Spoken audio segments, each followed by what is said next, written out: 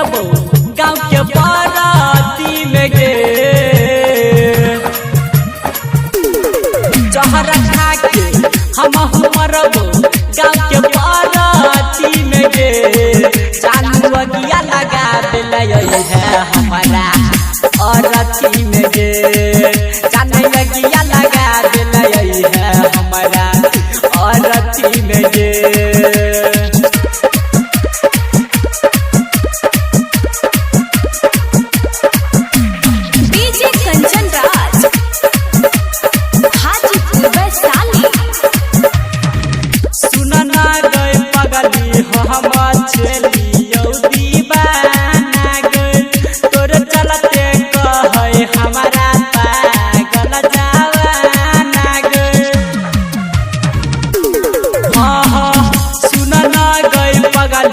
हम